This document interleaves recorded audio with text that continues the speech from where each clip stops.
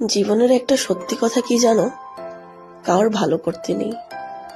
আর একটা সত্যি আরেকটা কথা হয়েছে কি জানো, কাউকে বিশ্বাস করতে নেই নিজের মা বাবা ছাড়া। সো হ্যালো এভরিওয়ান, আমি পূজা চলে এসেছি ছোট্ট একটা ইভিনিং ভিডিও নিয়ে। কেমন আছো তোমরা সবাই? অবশ্যই জানাবে। Good evening. আমি বানাচ্ছি হলো কফি। তো ভাবলাম কফি বানাতে বানাতে তোমাদের সাথে অল্প একটু গল্প করে নিই। সো কেমন আছো তোমরা সবাই? ঠান্ডা কতটা পড়েছে অবশ্যই বলবে। আজ আমার একটু মুড সুইং হয়েছে। হঠাৎ করে এমনটা ইচ্ছে করছিল কি আমি ব্লগিং অফ করে দিই, আবার সেই প্রফেশনাল মুডটাকে অফ করে নিজের অ্যাকাউন্টটাকে নিয়ে চুপচাপ আগের মতন থাকি। বাট যখন আমি তোমাদের কথা চিন্তা করি কি আমি এত কষ্ট করে রাত দিন জেগে কাজ করে 18কে পরিবারটাকে আমি এত বড় করে নিয়েছি, তো আমি আবার কেন পিছনে যাবো বলো? সো কফি বানিয়ে নিয়ে এসেছি, এবার বসে বসে কফি খাচ্ছি, গরম গরম কফি খেয়ে খেয়ে তোমাদের সাথে গল্প করছি।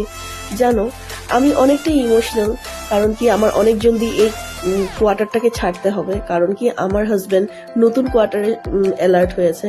তো এখনো আরো কাজ বাকি আছে সেখানে যাওয়ার জন্য, মেবি আরো 6 to 7 মান্থ। বাট যখন যখন আমি এই কোয়ার্টারটাকে দেখি আমার খুবই খারাপ লাগে, আমি খুব ইমোশনাল হয়ে যাই। কারণ কি নতুন নতুন বিয়ে করে এসে এখানে ফার্স্ট টাইম আমার ছেলের জন্ম, আমার মার এখানে আসা, অনেকটা স্মৃতি জড়িয়ে আছে। জানো, আমি এটাই ভেবে ভেবে পাচ্ছি না কি যখন আমি এই কোয়ার্টারটা ছাড়বো, নতুন কোয়ার্টারে শিফট হব, আমি কি করে নিজেকে কন্ট্রোল করব। এনিওয়েজ এটা তো দূরে আছে, বাট এখন থেকে চিন্তা ভাবনা আমার মাথাতে এসে পড়েছে।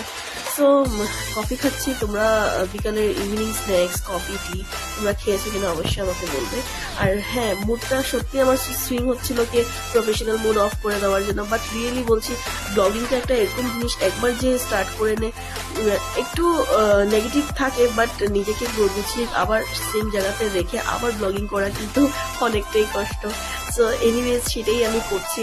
তো এই ঠান্ডার দিনে আমি মানে একটু নিজেকে সেভ করে রেখে রেখে একটু নিজেকে ঠিকঠাক করে রেখে আমি কিন্তু সব কাম কাজ করছি। তার জন্য ব্লগিংটা আমার এখন ছুটে ছুটে যাচ্ছে, বাট হোপফুলি আর এরকম হবে না। আমি ট্রাই করছি ডেইলি ভিডিও দেওয়ার জন্য। আর জানো, আমার ফলোয়ার দিন বা দিন কমে যাচ্ছে। কেন কমছে আমি কিছু বুঝতে পারছি না, কারণ কি আমি অ্যাক্টিভ থাকতে পারছি না তার জন্য। আর আমার ড্যাশবোর্ডটাও পুরো রেড হয়ে গেছে, সেটা কোনো ম্যাটার না। আমি এখন এসব নিয়ে আর ভাবি না কি ড্যাশবোর্ড রেড হয়ে গেছে 100 স্টার লাগবে, একদমই ভাবি না। তো বাইরে এত সুন্দর একটা হালকা হাওয়া দিচ্ছে, বাট ঠান্ডাও প্রচুর পড়েছে।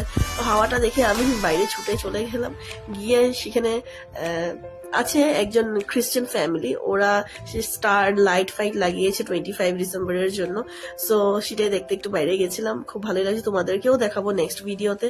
সো তোমাদের কি বলবো আমি, আর আমার সত্যি এমনটাই